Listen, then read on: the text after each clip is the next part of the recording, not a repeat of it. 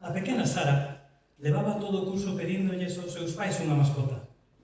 Soñaba con ter un compañeiriño, alguén con quen compartir segredos e xogos.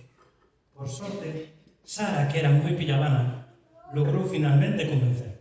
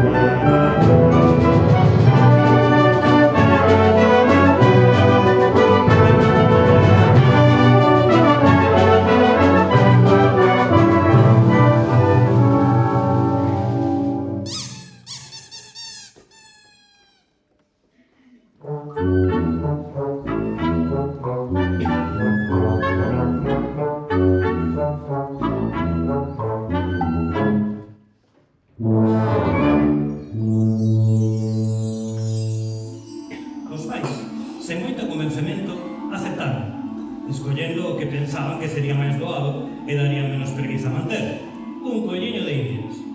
A familia foi un criadeiro. Sara pousou a súa mirada nunha cría de cobaya macho, de olliños brillantes, que parecía pedir axuda. Sinalou a criatura e suplicou levala. Así, coñeceu o baú. Con baú no colo, saíron dese lugar de apariencia descoidada que daba noxo. Decenas de cobayas estaban amoreadas, a escuras, en galloras diminutas, e as femias sin esterilizar parían unha tras outra.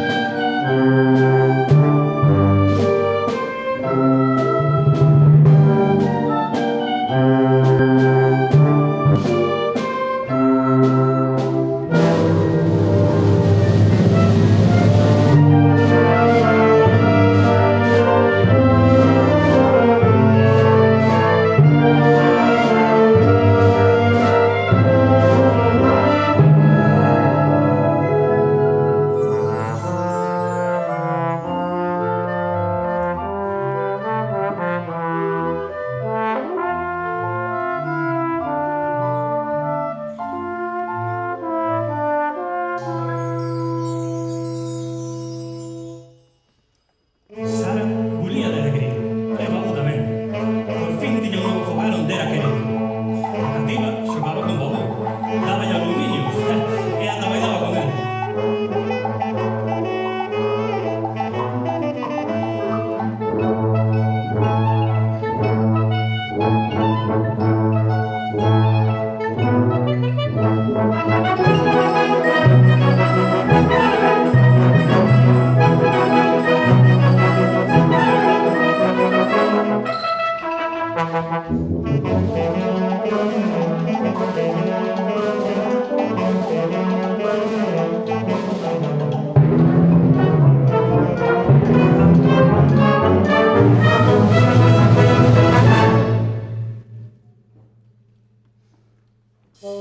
A nena desvívese polo fogo.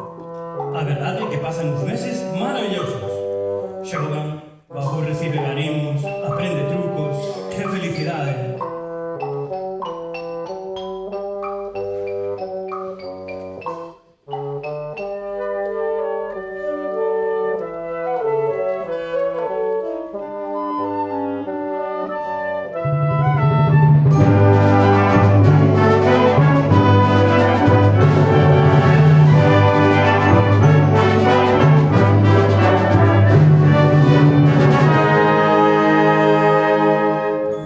Así é todo, axiña se apagou esta novidade. Sara, paseñiñamente, deixa de xogar con ela.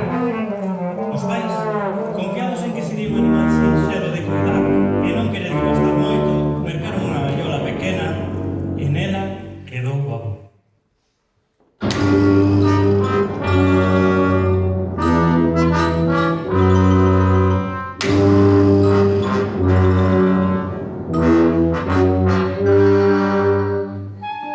Ao principio, limpaban o seu espazo regularmente, pero co tempo empezaron a excusarse, dicindo que farían outro día. A gaiola encheuse de lixo e de feces. O cheiro volveuse insoportable.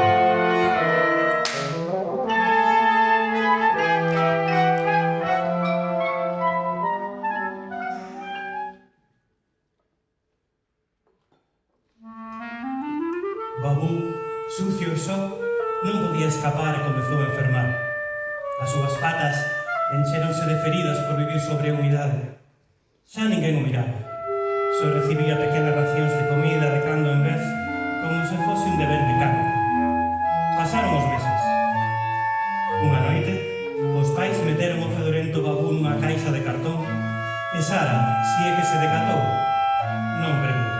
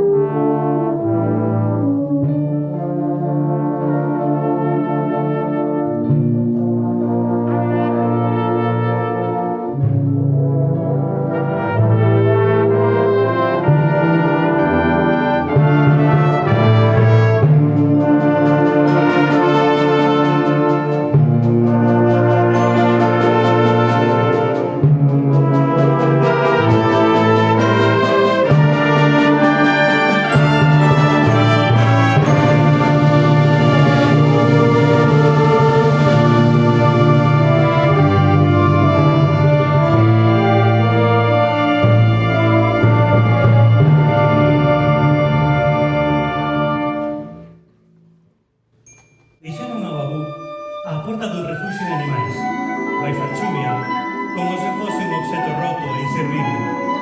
Ali, mentre orballaba, un traballador do refugio albiscou un animaliño tremendo, mollado e sucísimo, de ollos lustrosos. Achegouse a él e, con moito cariño, levouno ao seu novo fogar.